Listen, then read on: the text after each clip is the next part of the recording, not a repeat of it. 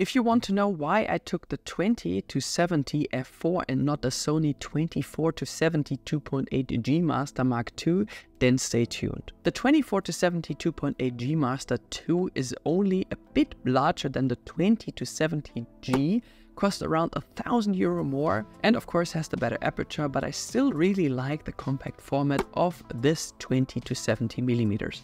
Although the lens extends, it still remains quite compact. We have an aperture control ring that can be adjusted continuously and a very smooth focus ring without jerking.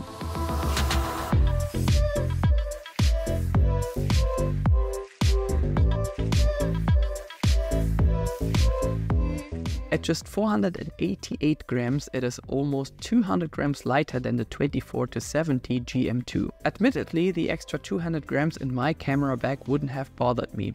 If you want to use a filter, you should look for one with 72mm. If you plan to use this lens on an APS-C sensor camera, such as the Sony Alpha 6700 for example, you will have a crop factor of 1.5 and therefore a 30-105mm field of view. Yes, the lens feels really good in the hand, it doesn't feel cheap at all, and this compact format really fits into any photo backpack. Flaring is present but surprisingly little in direct sunlight. If we hold the lens at an indirect angle to the light source, we see very pronounced lens flare, which can sometimes extend over the entire sensor. But how often do you simply take photos straight into the sun? Probably not often. Whether in daylight or in the dark, with the right camera, the faces and eyes were captured precisely. It made no difference whether someone is standing still in front of the camera or is moving.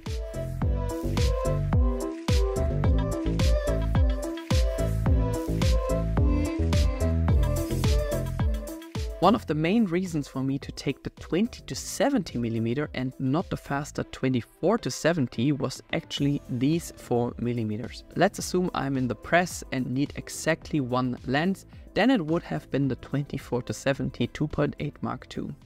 However, the 4mm makes all the difference, especially if you want to take pictures of yourself, film or photograph architecture. If I'm standing in front of a house, one more window will fit on it than with the 24-70mm. If I'm filming myself, it looks like a vlogging lens.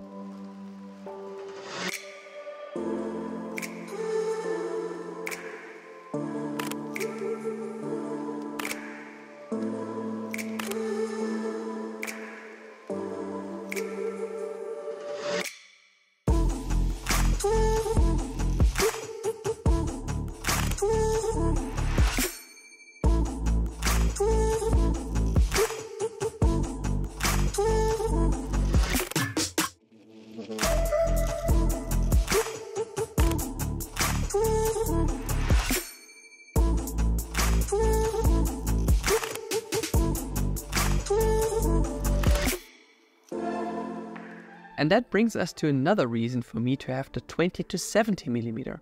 As an all-rounder lens, when I don't need a 2.8 aperture, the 20-70mm makes more sense, at least for me. Incidentally, I previously had the 20mm 1.8G, but swapped it for the 14mm 1.8G Master for indoor and event photography. What I was missing, however, was a lens for the street. An always-on lens with which I can zoom, film myself with a nice bokeh, which will come back in a moment, and a fast autofocus. And with less than 500 grams in combination with my Alpha 7 IV, I just carry around 1100 grams. What could be better than a full frame camera, 33 megapixels, Adobe Lightroom with AI noise reduction, if higher ISO values bother you, and this all-rounder lens.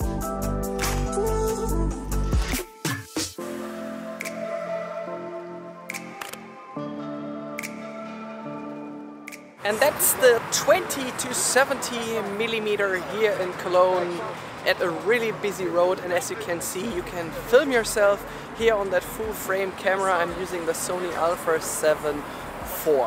However, I do have to tell you that this camera crops in by 1.5 if you film yourself in 4K 50 and 60. So it does give you a different field of view, something like this, and as you can see, you're so close to your face right now. However, I would say once the new version comes out from this camera, without a crop hopefully, it's a super nice lens even for higher frame rates. So if you do travel a lot and a 2.8 aperture doesn't mean too much to you and you don't want to spend more money, then get this 20 to 70 f4. The fact that you can get as close to cool things like technology or flowers with this lens is really good. The minimum focusing distance is variable, but we're talking about 25 or 30 centimeters here. At 70 millimeters and an aperture of 4, you can separate the 4 from the background. This not only allows you to take beautiful portraits, but is also great for photos in the nature. If you spend a lot of time traveling in nature, there's nothing better than using a lens like this to capture all the beautiful sunsets, a time-lapse in Cologne, or to explore foreign cities.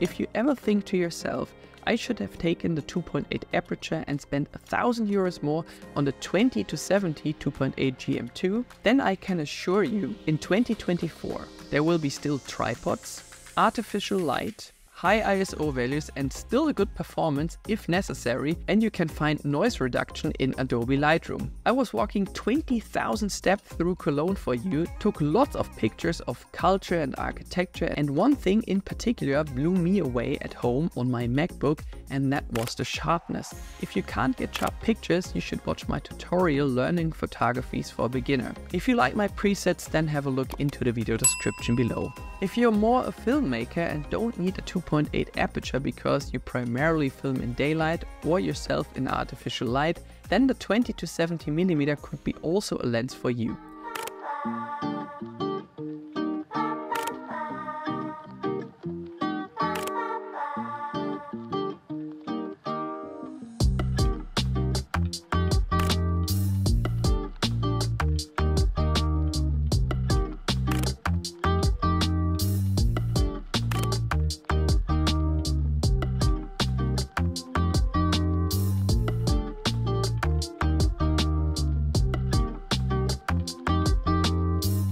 Fast and precise autofocus is one highlight in combination with the right camera. If you record podcasts at your desk, for example, then go for it. But it's also a great all-rounder for video if you're on holiday, because it fits a little more than a 24 to 70, and thanks to its low weight, you can also use the lens on your DJI Ronin RS3 Mini. I was constantly thinking 2.8 aperture, but better low light performance.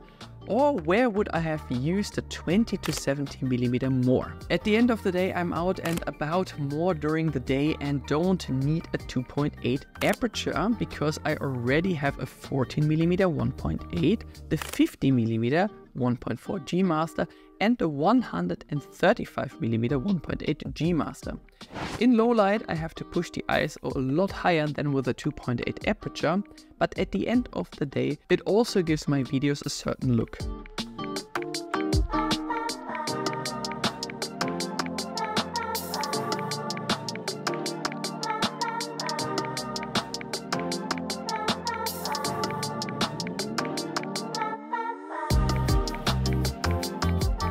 Although we only have 9 aperture blades instead of 11, they also produce a beautiful blurred background, especially at close range or at 70 millimeters.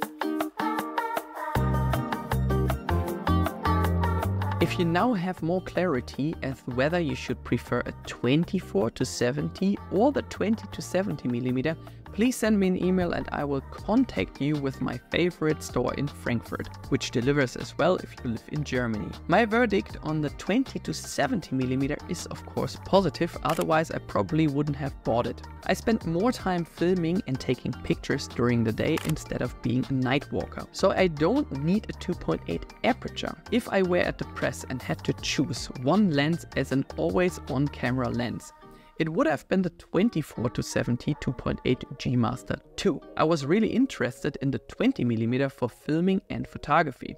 The 24 to 105mm was a bit too big for me, the lack of an aperture control ring was another criterion for exclusion, and because I was able to test the 20 to 70mm beforehand and was impressed by the images and all above the sharpness, the decision was quite easy for me in the end. On the shelf I opt for faster lenses, but not in this case. The €1,000 less for the 20 to 70mm was of course just another good reason not to be embarrassed and buy the 24 to 70mm after all. Although the Mark I version is significantly cheaper, it also doesn't have an aperture ring, which I wouldn't miss nowadays. Do you have any questions? Then please leave a comment below, make sure to subscribe and thumbs up. Thank you very much and see you very soon. Ciao ciao.